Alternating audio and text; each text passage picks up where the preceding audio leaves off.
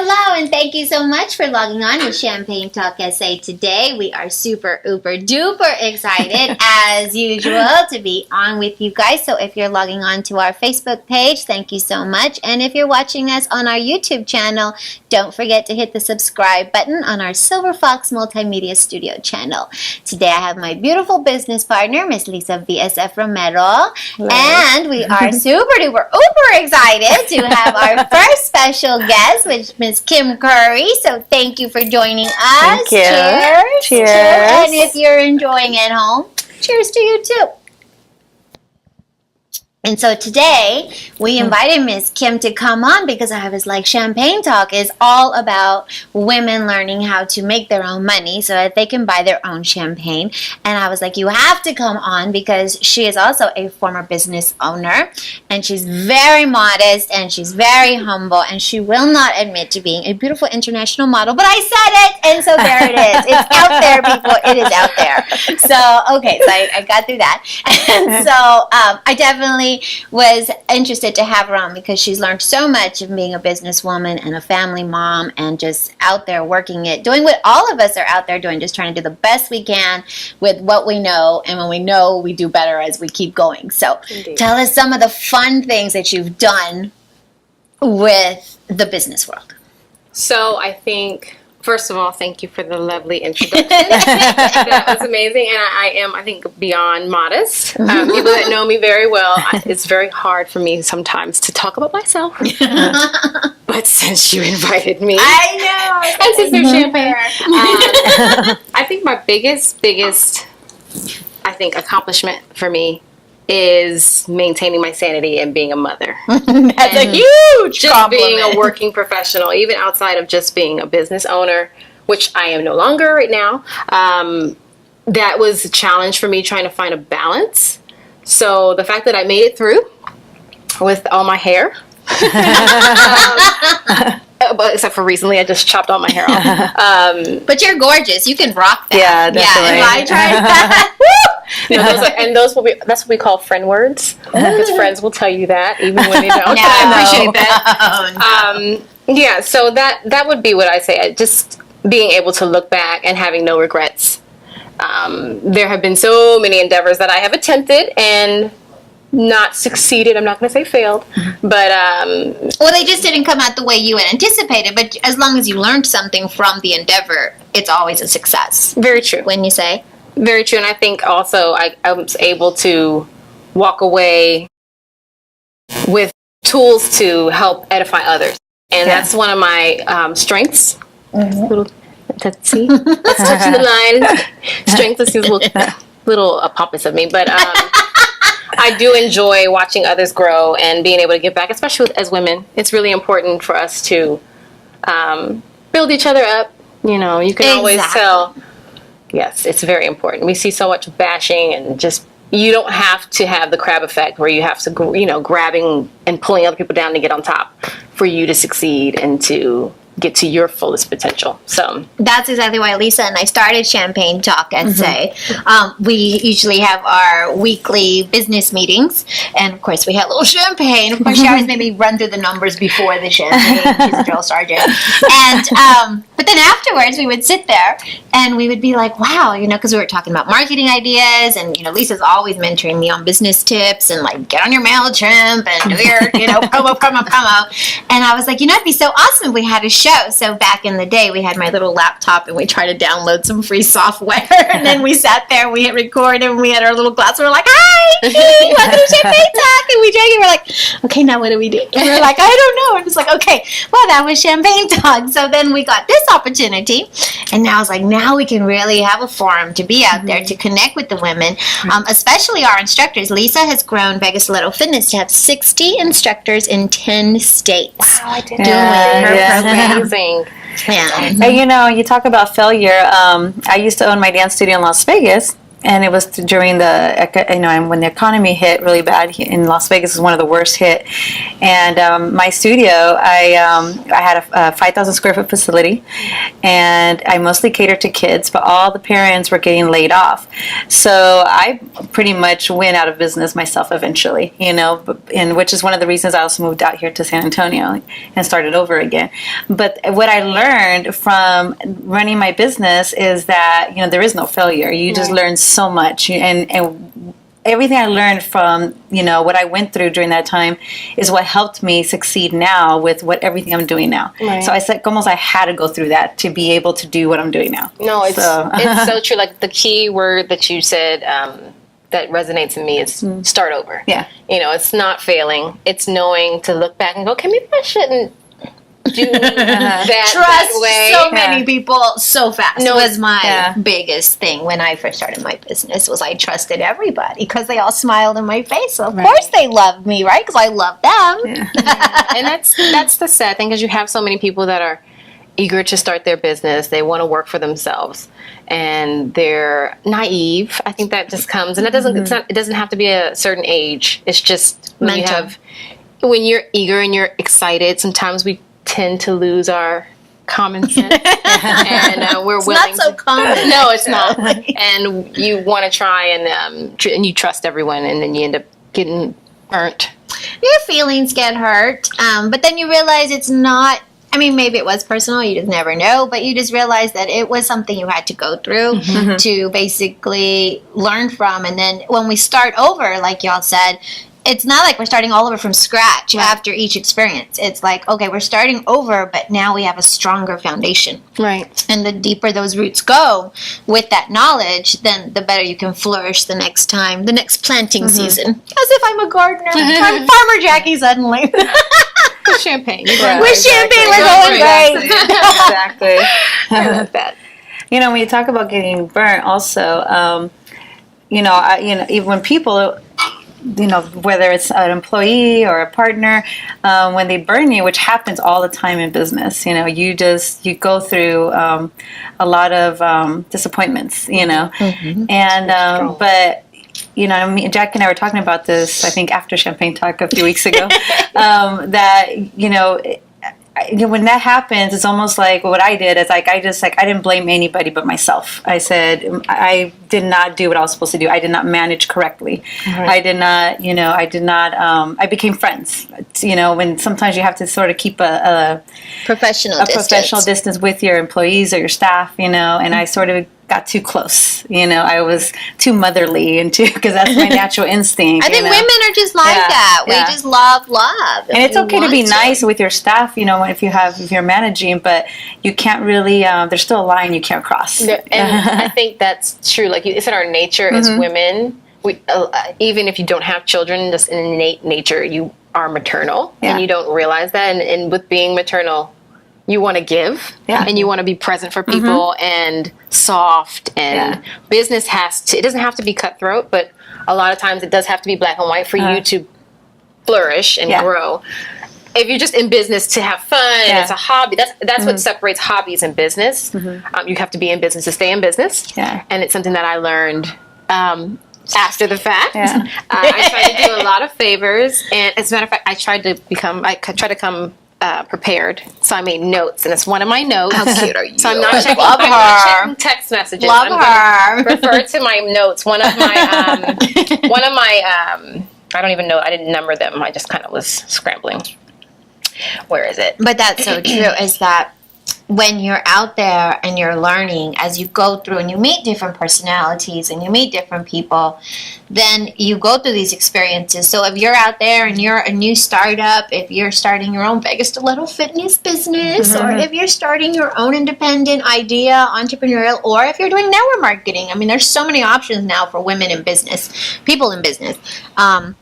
it's almost like a rite of passage you go through. I mean, you're not going to just jump out there and everything's going to be roses and everybody's just going to treat you fairly. Right. And that's something that when we kind of acquired this business, was everybody was like, oh, well, can I just use it for free? Can I just use it for free? And I was like, I don't know if you realize it or not, but my husband's sitting back there and he's doing a lot of work. And when we go to the gas station, I can't barter with the gas station guy and No, I can't it's barter true. with HEB. And I love you to death and I love your projects to death and I want to contribute, but you know, make me an offer of some sort, you know, versus just completely, you know.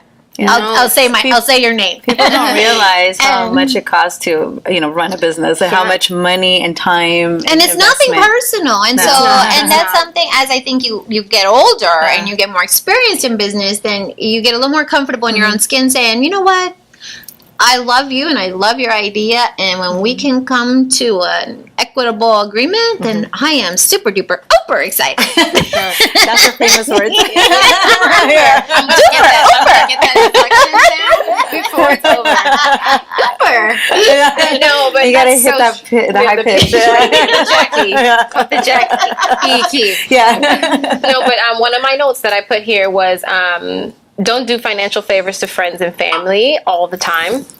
You have to offer like a light service or like a beta type option for them if you are feeling generous, but they need to respect your business so that you can stay in business. And that's the main thing that I think kind of yapped me in the little hiney a few times. I was so eager to, you know, do things pro bono and bartering and And the rent's due. And Yeah, then you're like, exactly. but I just bartered out everything. Exactly. And you're like, and those same people, unfortunately, you'll be like, hey, remember, what about throw me a bone? But it's one of those situations where you have to know when you can do it and when it's too much. And to what extent. Exactly. Now, your business was... So I have freelance modeled pretty much Since you were in for the a long womb? time. Yes, since I was in the womb. No. Since Since I was that very young. gorgeous in the womb. I was not. I was a very awkward looking child, actually. But I suppose my very mixed culture, I have You're interesting gorgeously bone exotic. structure. Yes, thank you. Thank you very much. And you were born in England. No, I lived in England as a Lived in child. My England, mother, I'm a product of a military family, Love so we were that. all over the place. So I was always noticed that I had certain features, and I was always very outgoing. I'm going to say outgoing, but it was more like strange. And my parents said, we need to tap into those skills, strengths, and they put me in through Barbizon. It was a modeling program that helped me identify with being okay with myself. So I took and ran with that, and I put myself out there. Thankfully, I did not. My parents didn't push me to go with an agency or anything like that. I was able to move about and work with a ton of programs. And I learned how to really build my brand. And even at a young age, and that's silly, I know it might sound crazy, but it's really important, especially with businesses, or if you're interested in modeling or whatever you're doing, you have to know your brand. You have to know what you stand for. And what you do this year, the next decade, the next 5 weeks, whatever, it's going to stay with you, especially now with social media being so... Out there forever. Oh, yes. And it's funny because I always laugh thinking if we had Facebook back in the days... Thank God we didn't. I Amen. Yes. Amen. Thank you, God. That would have been horrible. Yes, I think that's like my saving grace. Amen. Things have been a little different, but yeah. So, And it is real detrimental, you know, because there are so many young girls out there who they're not thinking in the future of being a future business owner or being in business or in a corporate business environment. They're just thinking, wait, I'm 16 and it's exciting being 16 and everything is small and cute and little when you're 16 and you're just like, wow. well, when you're a business owner, And then when you're older and you become a little more mature and you're like, okay, now I got to pay these bills. I'm going to become a business owner or work for somebody. All that will catch up with you if that person, your potential employer or potential business associate is looking into your background and then they see you. oh yes, And, you know, so you definitely want to be careful out there. yeah, you want to make sure that people can respect you, and that's important. It's respect. It's not saying that your whole life. Because that was another pitfall that I tend to come in. Close run with when I was in business was I was trying too hard and I didn't know how to separate myself from business. And I don't think that you really are never separated from your business, but you need to take time to regroup and recharge. So I didn't have the problem where I was misrepresenting myself, but I didn't take the time to like I said, recharge. That's important. It is so important because the caretaker needs to take care of themselves. And if you're taking care of your business, taking care of your family, and taking care of everybody else and trying to be there for everybody, then you get emotionally exhausted and then you get cranky. I get cranky when I'm exhausted. I'm like, cranky! Don't look at me. Throw chocolate and I don't even know. I don't think I've ever seen you cranky. Oh, honey, the chancla will fly. Honey, the chancla will fly. I have never seen you in a bad mood. Well, it's because we're at work and there's children around us, and I could be called upon. But you do a good job. But I'll tell you what, I think if you're human, you definitely have cranky days. You do. There's days you're just the world needs to stay outside. Unless they're bringing me chocolate and champagne, in which case I'll open the door. I was going to bring you chocolate. Close the door. I was going to bring you chocolate. You're so sweet. Well, you know how it is. Next time I'll bring you chocolate. That's right. That's right. So your business was mentoring other models, right? Right. Yeah. So since I freelance, I digressed a little bit. I kind of moved all around, found my way. I'm not originally from Texas. I moved here, migrated from the East. And when I got here, I still wanted to pursue my modeling. I, at that time, had 2 children. Yes. 2. I had 2. Now I have 3 little kings. I know. I'm like, where? From my brain. I know. From my brain. Taking a chunk of my brain. She's so gorgeous. I still wanted to do things, but I was finding that, one, this market is so different. I don't want to say it's small because it is a huge market. Like, San Antonio is major for a lot of commercial and events and convention. And there is a market, but it's so close, not as diverse, you would say, as in like New York markets, of course LA not. markets. No, definitely not. It's definitely not that way. But it does have there are opportunities. But I think because it's a big city with small town vibe. Yes. They have that. It's very segmented. They have the group. They kind of go to that group, and it's like a small. I don't know. I'm trying to be nice. Of course, we always love to be nice. We love. But yes, it's definitely. It's hard to get in. It's hard to penetrate it. You have to know people, and with me being new to the area, it was really frustrating. So I said, you know what? I'm just going to start my own thing. Okay. I know there are other models. There's other talent out here. So I took all the money, literally all of the money I love it. that I had saved, and I threw it into this business. I started a booking agency, and what I wanted to do was represent talent. What I did was represent talent non-exclusively. So they weren't entitled to sign with me. They were basically free agents, but I would help them. So in turn, they'd help me because I didn't charge them for representation, and they'd be present for me to be able to book them out and use them as talent. So you were an agent, basically. Well, I didn't like that. I was more like a mentor, is what I liked. But you didn't take your cut. You're 30%. So, and you know how that works in the industry. A lot of times in LA, they were like 30% if you want me to work for free. And even with agencies, and I try not to discourage talent from signing with agencies because sometimes it can be beneficial to them. You just have to make sure you do your research and that you know who you're signing with, if they're actually going to be, if it's going to be a lucrative opportunity for you. If it's not, then it makes no sense to sign. And I knew, for one, I'm just starting. I'm trying to build my book and my clientele. It wouldn't make any sense for me to try to take a cut. A lot of them didn't even have resumes. So in turn, with me building up my database, I was able to get them in front of some pretty, awesome events and get some exposure for them. We partnered up with a few publications in the city. I don't like that word. Sorry. It's a filler. Okay. It's a filler word. It's a filler. It plagues me. Why am I saying that? I know better. It just nibbles on her neck. Well, Lisa's from Vegas, and her dad started his own. Yeah, I was a dancer, and same thing. Our agent was taking too much of a big cut, and so my dad decided to manage us. Nice. So we had our own little show band called Suave back in the day. Yeah, and my stepmom was a singer, so I was the choreographer, dancer. She's a singer, and so it was more of a family. And my dad managed us, and we had a whole band of dancers and and musicians.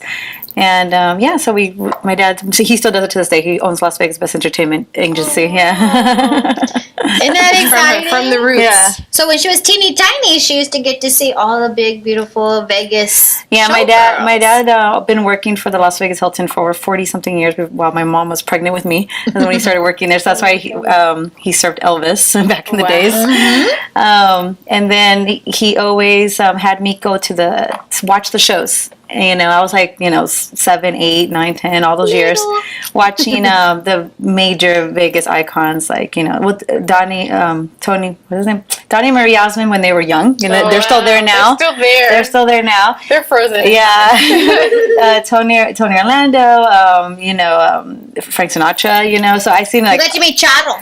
Charo, yeah. The Coochie Coochie, yeah. I love Charo. If you're watching Charo, I love you. Yeah, I met her when I was about 9. My dad took me backstage, and then I ran into her again when I was like in my 30s, Wow. How tall is she? Do you remember? Do you recall? She's not that much taller than me, so she's not that tall. Really? Yeah. It's funny how TV makes you seem like you're yeah. It's amazing. Definitely. Yeah, she's not that. I would love to meet her. And did she look the same when you were 30 than when you were 5? Yes, that's what I said, and that's what I had said. When I saw her when I was like 9, and then when I saw her in my 30s, like she looked exactly the same hairstyle, same everything exactly the same. And not going to bed with your makeup. Yeah. Oh, yeah, that's important. Miss Kim's huge into that. Cleanse, tone, moisturize, morning and night. And to the neck as well. What you do to the face, you do the decolletage. Is that how you say it? Decolletage? Sure, yes. When you drink champagne, you can say decolletage.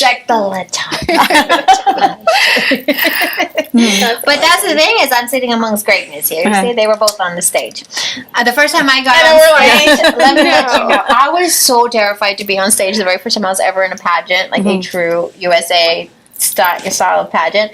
I was standing behind the curtain, and the only reason I had done it is because I had helped this lady win her title after she had done 3 years in a row. And she was very tall and thin, and she was a pharmacist. So she understood nutrition, and she had trained with all the trainers in the health club where I was running out of at the time. And she never even made top 10. And she came to me, and she's like, I heard about your research, and if you sponsor me and I win, I'll be your human billboard. And I was like, okay. I was 22. 23. So I do my little pre-workout massage, do her reps, do her little Pilates yoga, strength training, and then boom, cardio. And then the next thing you know, she not only won her title, but she got the best in fitness that year. So she comes back with a big 8x10 of herself, like, Mrs. This and Mrs. Texas International and a little byline trained by Jacqi kind of thing. And then she's like, now you have to do pageants. And I was like, I'm not a pageant girl. I'm a massage therapist, a personal trainer. I don't even have nails. I run up and down all day. I wear waterproof mascara, chapstick, and I teach and I use it. And she's like, no.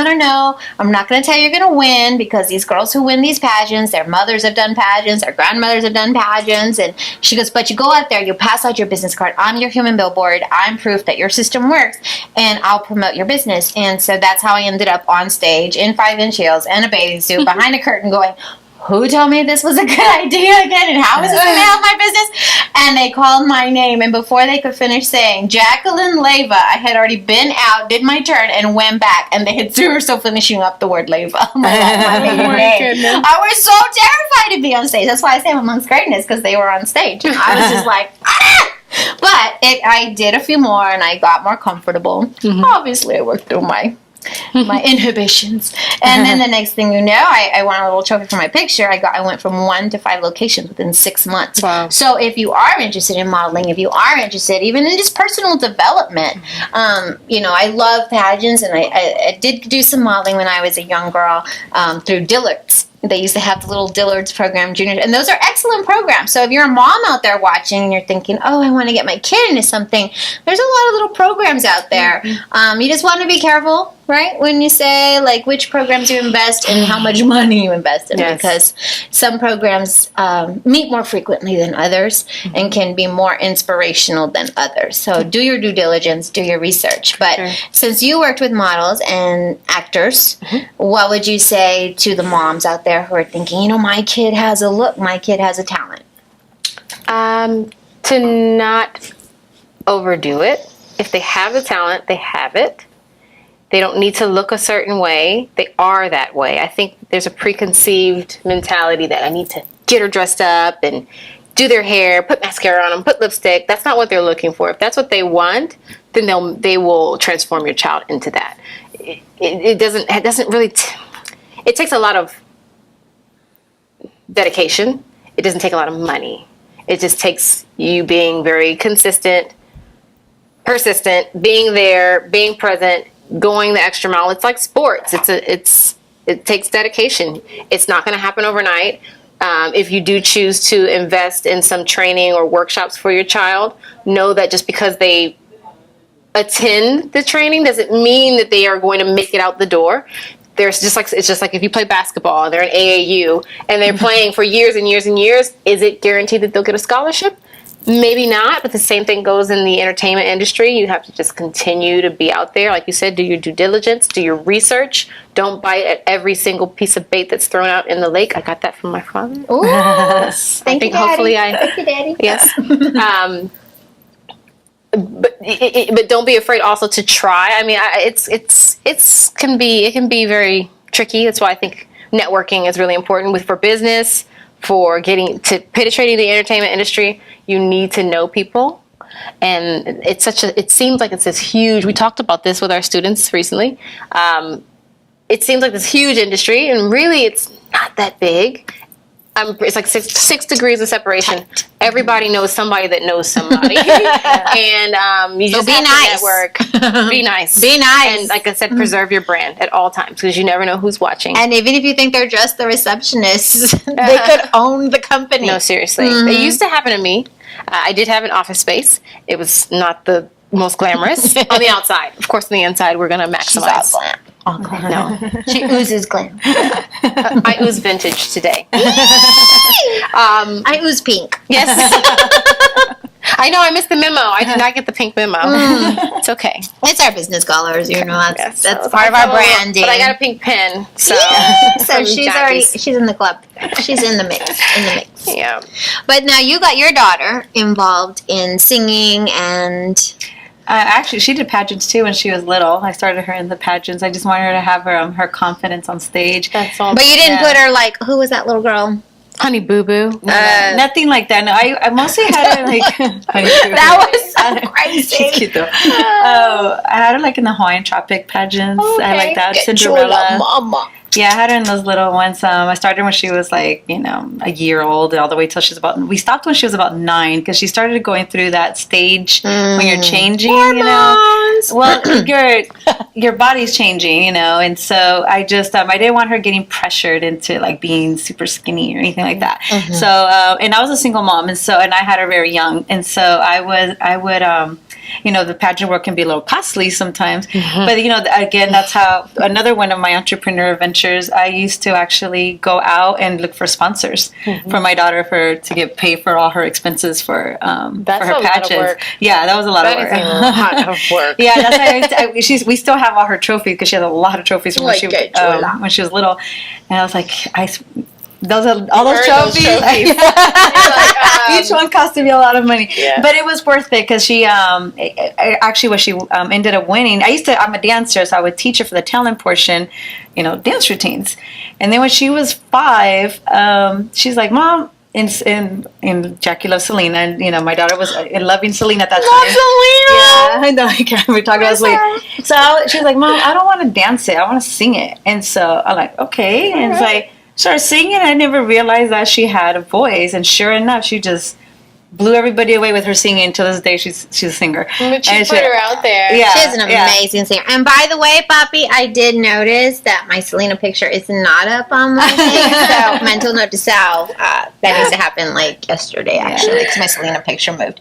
But other than that, moving on. Yeah. That's the thing is that her daughter, she still performs, doesn't she? As a mariachi, she was singing for your dad's ACCA last year. I helped her as she grew older. We never got back into the pageant world after 9-10 years old, just because that's what we chose. So it just depends if it's for you or not. But she tried it. Yeah, and like you said, it was a huge way for her to. But she went another direction. She became a singer and then kept performing on stage. That's awesome. Doing other events as a singer on stage instead of doing the whole pageant world. That's so yeah. But just like you say, either they have the love for the limelight, or they don't. Right. And if you have a child, and if you think, oh, my child, like I think my child is like Mr. Lovebug, he needs to be running the show. Yeah. But he's more comfortable in the back with his dad, running the cameras, running the angles, and learning that than he is. When I put him up on stage, all the cute stuff that he does for me at home, he's like crickets, and I'm like, no, really, he does. I'm like, do it. So that's bad mommy. Bad mommy. Don't do that to your kid. Don't make him perform.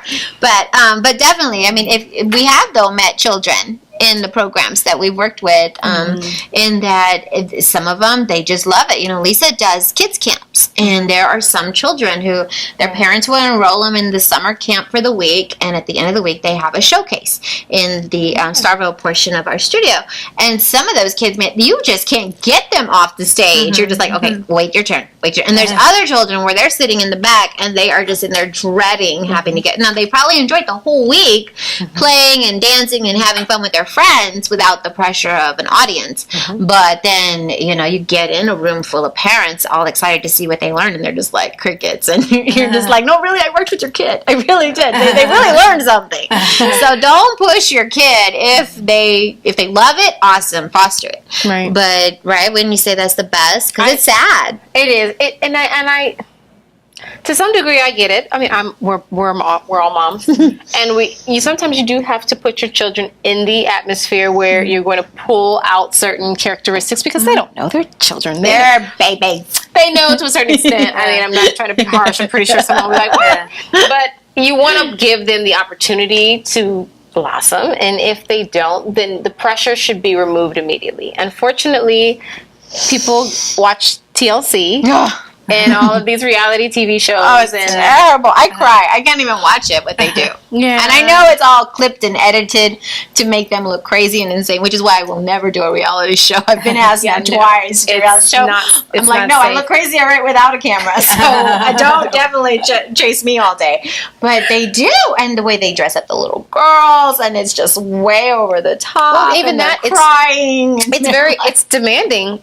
And they are called to be little adults. Like, when I talk to our talent, I let them know, like, you can't take your parents to a casting call, or you can to the parking lot, but then once you go into the building, they are expecting you to be little business professional. I mean, literally, we have some 8 and 9-year-old amazing actors, actresses, models that are ready to go in, and they present themselves, they have their resumes, and if your child is not there and you don't feel like socially that they can handle that, it can be detrimental. That's why you hear so many child stars going in a wayward direction. And I would be the mom who tried to like sneak herself into. I know that's a soft spot for you. The luggage, and I'll be like, just drag me in the luggage, and I'll be with you when you go talk with your agent. Those are the moms that they are like, no. Yeah, I know. I have issues, honey, though. I don't even let my son play football because I know I will be that parent who jumps out of the bleachers and talks like some 7-year-old going, really? Really? You thought that was cool to knock on my 6-year-old? Really? Why are you so big? You think he's so big now? And so that's why they keep me out of the field. They're like, he's not a good candidate just based on his mom. No, but you see it a lot. And I get it because we want to be protective. But if you choose to go that route, it's brutally. I know when I was in LA and I did a lot of casting, and I met other girls who were very much serious about it. I went into it because I needed a paycheck, and I landed in LA like butt backwards, like, wee, I'm here, yay. But there was people there that were there on purpose who had planned their whole teen lives to save up to be there in their early 20s to be able to get out there in those castings. It is. If you take it with the wrong attitude, it can be very detrimental. Hearing no, too big, too little, too this, too that, and that's really one of the things that I love about Lisa's story is that in Vegas it was a lot like in LA where it's like, okay, you're not 6'1" and you're not 99 pounds wet, and so Lisa was telling the story. Tell us again. I love that story.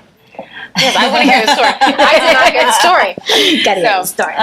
So when I first became a dancer in my early 20s, So I had my daughter young, so I got back into dance in my early 20s. I decided to go out there and audition. You know, I retrained myself, took all these classes, and so I was like, Crazy diets. Yeah, crazy diets. And then I just went out there. I was like, okay, I'm gonna go audition. I tried auditioning. I was always too short, you know, too thick. You know, just I was always curvy. I'm Cuban. I got the Cuban curves. You know? And even when I was in the best shape of my life, I was still always too curvy. Mm-hmm. And so I just decided, you know what, I'm just gonna start my own troupe. So I started my own started my own dance group called the Latin Desert Girls.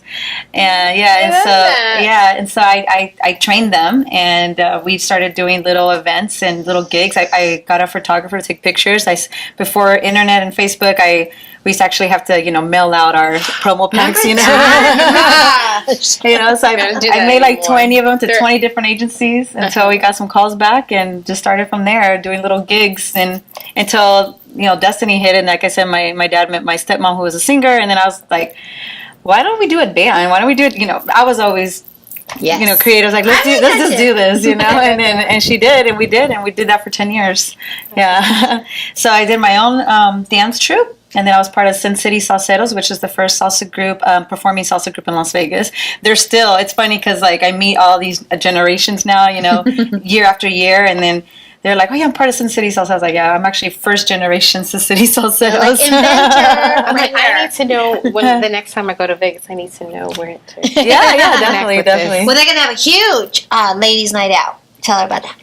We're having a ladies' night out with Vegas Still Fitness October 25th, and that one is our Halloween one, so you get to dress up in a sassy costume. And what we do is, it's a 2-hour event. In the first 30 minutes, it's a mixer, just like we're doing now, just mixing and mingling and having some sangria, just to loosen you up a little bit. And then after 30 minutes, we go into the dance room, because we use the 2 rooms, and we go to the dance room and we teach you like a little sassy routine in your costume. So it's just a lot of fun. We tell them about the one in Vegas, the big one in Vegas. Okay, that's the one here in October. But that's the October 31st, isn't it? She had to get that one in, though. Yeah, October 25th is the one here. Is it the 25th? The one here. Oh, I thought it was Halloween night. See, good thing that you're logging on. Yeah, because I would have sent you on the wrong day, and you would have been all in your outfit. For the kids, and because a lot of moms are the students. The October 4th is the Vegas one, and we're going to have a big one in Las Vegas. Huge annual. So it'll be the second annual. This is the second annual. So if you can't make this annual, Yeah. make the third annual. I'll miss it. So that's okay. You can plan for next year. 50 ladies. So this year we're expecting to double it to 100. Where? What location do you know? Or is it? It's where I said my father's been working forever. So now it's called the Westgate Casino and Hotel. But it used to be. It used to be the Las Vegas Hilton, and then it became the Las Vegas Hotel, and now it's the Westgate. It was so funny. I saw it on Facebook, and it said LVH, and I was like, "Is that Leon Valley?" And I was like, "Okay, I'm so stuck in San Antonio, I don't even think outside the box anymore." I'm like, "That's Leon Valley." She's like, "No, that's Las Vegas." I'm like, "Oh, sorry." But it's exciting though, because all the girls who decide that they're usually dancers, Zumba instructors, or kickboxing. Anybody who can count rhythm and time and what do you call it? Steps. They're awesome. And so you are one of, you're not one of these girls. I am an investor in the business. And when I did get certified, because I am certified, it was so funny. Oh my gosh, I would write all her choreography notes on the mirror, and then this way I wouldn't forget. And so that's the she wrote it on the mirror, literally, on like I wrote the whole choreography on the steps. I know that's not the way you're supposed to cheat. I know, so me, I was like totally cheat. So I'd be like, okay, Beyonce shake. Okay, stop. Okay, what's next? Okay, Shakira. Here we go. Shakira. Okay, stop. Okay, and then I thought, this is not fun. Like when Lisa teaches it. Mental note to self: get to Lisa's class, because she's like, have some more sangria. And I would be like, and now it's time to drink, and we will stretch in 20 minutes if we can still stand up. Yeah, but you got to come. It's super fun. And she's awesome. She's super awesome. And we have different packages. Like you were saying, you love Audrey, and that's kind of what inspired you today. Yes. I was like, oh my gosh, we have an my Audrey motto package. is when you don't know what to wear, just go classic and simple. I love it. Yes. Yeah, well, that's all that whole model thing. But I think, why did you pick Audrey? Why did I pick Audrey? When you were designing your packages. I like to, find women that that I think were like icons, that sexy icons, And she's one of the super she was short more of a bangs, right? sassy. Yeah, she wasn't. I don't consider her sexy. I consider her sassy. So She was like sassy classy. yeah, sassy and classy, and that's the name of the package, the sassy classy. Oh, is it? Okay, it's the champagne. Yeah. It's good for you. And then, of course, the Maryland. You had to put Maryland in there. And actually, one of my VSF moves is called the Maryland. And then it's the Shake It Like Shakira, because I love Shakira. Yeah. Shakira. Oh, yeah. And then we have moves like the Beyonce. We can have us sitting next to each other I now. know, right? The It looks Beyonce. like Beyonce. I want The to see it. Beyonce booty shake. Oh, The Beyonce booty. and shake. I'm gonna tell you, she does her some justice there. And then very good justice. I had this move, a VSF move called, I used to call it J-Lo, after, J-Lo. But I changed it to Jello because I always tell the girls in class, it's like she lost her booty, she doesn't have her booty It's anymore. almost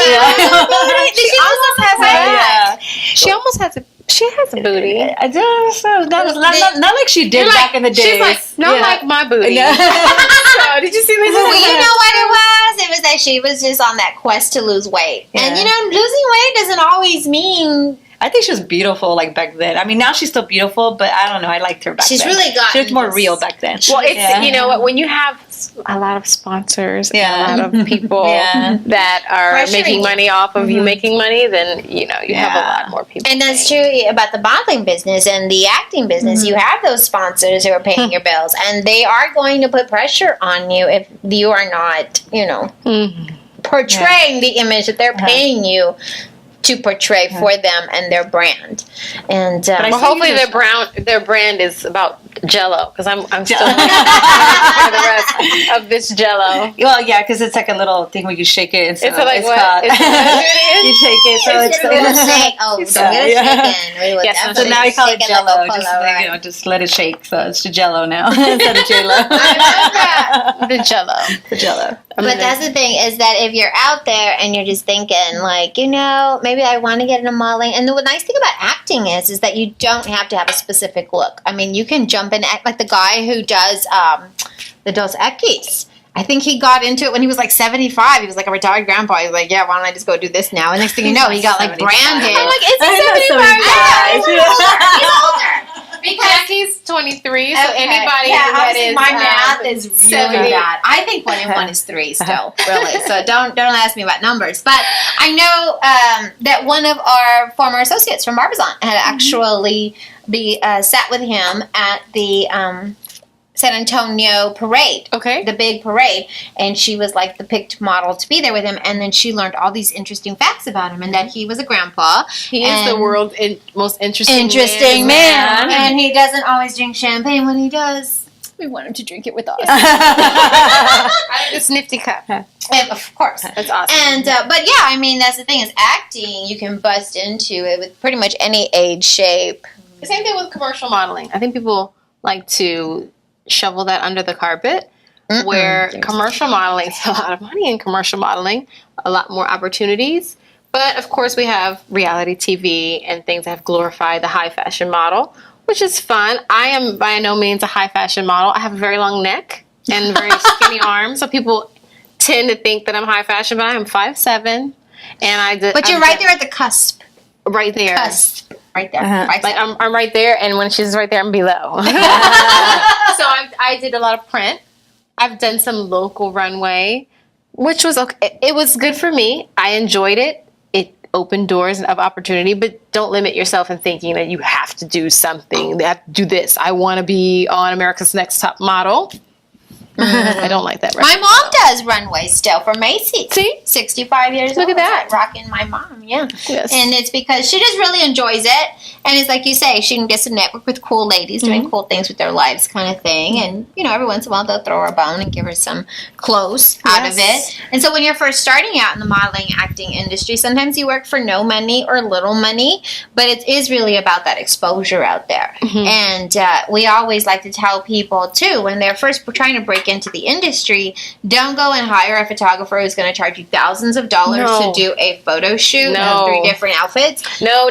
What they tell them what we say. Look, I'm like, no. Don't say it. Don't say it. Those are like do it. dirty words. Sturdy. I need No, it's a word. It's like if you don't need to make an investment, a huge investment to make money in the modeling industry. It's again, like, if you have it, you have it. Know your market, do your research. Know your market, do your research. Know where you are, what city you live in, what types of models are doing well. Look for groups, support groups, go to agencies, find out what they think of you. Don't be afraid of rejection. That's the one thing about this industry that came in handy. I've been to castings before. I'd show up and they go, no, your face is too square. And See, I still don't see that your face is square. I'm square face. You think I'm square face? Or maybe I'm just I think you're like face perfect because I've had too much. cheekbones. No, that's highlighting. That's another thing. like low highlighting, lighting. low lighting. You gotta learn the magic of all that, Yes. especially if you're going to be doing print, and especially if you're not at the upper echelons of the world where they provide a makeup artist. yes. You I better need learn one how to of do it those. yourself. I don't have Where you do your own hair, your own makeup, which obviously I'm still struggling with. But thank you to I stopped- Dominic for helping me with my hair. Yes, Dominic, if you're Dominic. watching, you did an amazing job. I love it. And I'm always staring at her, so I remember. We stalk each other. That's what we do. Just a little. During the thing. But that's the thing is that you definitely want to know that you are going to hear more no's than yeses. And that was the interesting thing about J-Lo, as I had read, is that she was a fly girl back in the day. And, back in the 80s, they thought Cindy Crawford was a curvy, thick model. Meaning, bigger than, say, Twiggy is what it was back in the 80s. This was back in those days. I know, and we're so past that, thank God. But I do remember reading her story and about how she was one day crying on her bed, and her mom, who was a school teacher, walked in, and she was like, "Why are you crying?" And she's like, "And they keep telling me no, and I'm trying so hard, and I'm a dancer, and I'm a singer, and nobody loves me." Gorgeous. And her mom was like, "Look, if I ever catch you crying on your bed again over this, I'm so not letting you go out for any more castings, because you better develop a thick skin, and that's what it is, and it is what it is, and get up and clean yourself off, and I don't want to see you moaning no more." And it was that tough love that she had talked about in this one article I had read about her. And then, she did that thing with Wesley Snipes, and, she still wasn't, but then, of course, when she played My Beautiful Selena, which, by the way, Poppy, I still don't have my Selena picture on here, so if you're there, I need you out here now. But yeah, and when she played Selena, it was like, boom, that was it. And it was that one yes after she would probably report a million no's. And so if somebody is telling you no, if you really love it, keep pursuing it. But if you're doing it for the money, probably the wrong reason to pursue anything in life, I would think, right? You got to pursue things out of like your heart, your passion, your desire, your love. No, what really makes you happy, It's right? funny you say that, because although I closed my business years ago, I made a decision to close it because I was doing what I loved, because I networked and met some extraordinary, amazing people that have since become not only business alliances, but also great friends. I know that any moment, which sometime maybe in the far future, I may start again. I know I'll be ramped up and ready to do that, and because I love it, and because I wasn't looking for a paycheck out of it. I mean, of course, everybody needs to money, eat. of course, and everybody needs to put gas in their car. It's nothing personal when we ask you for money for our services, right? Right? No, for sure. But if you're doing something that you love, you'll never regret it. Back to my first comment. You're not going to regret it. You'll be able to pick it back up. You can do it anywhere. You can start over and over and over again. Stronger and stronger. That's right. Each time you're not going to start from step 1. If you start over, you're starting from like step 3A. Exactly. Or this time step 3C. But you're never going to start back from step 0. So that's the cool thing about trying and forcing yourself to. It is. And it takes a lot of resilience. It really does. It takes that. But if you're having fun, then you're doing it right. If you're not having fun, then you're not doing it right. And if you're not having fun, you can always have champagne. Exactly. Cheers to you. So any closing thoughts for our women out there, our women entrepreneurs, small business owners, artists, inventors, writers, whoever may be watching? Any last thoughts? I always have thoughts, but I love don't all want her thoughts. You go first. I still have a ton of notes. I didn't want to. My closing thoughts is just never give up and pursue your dreams, and no matter what size, age, ability, and anything that you're doing, anybody can do anything. That's right. I like it. Yours? Oh, it's my turn. It is your turn. My closing thought would be to not be afraid of being afraid, but just know that the first step takes a lot of courage, and eventually you'll see that there was nothing to be afraid of.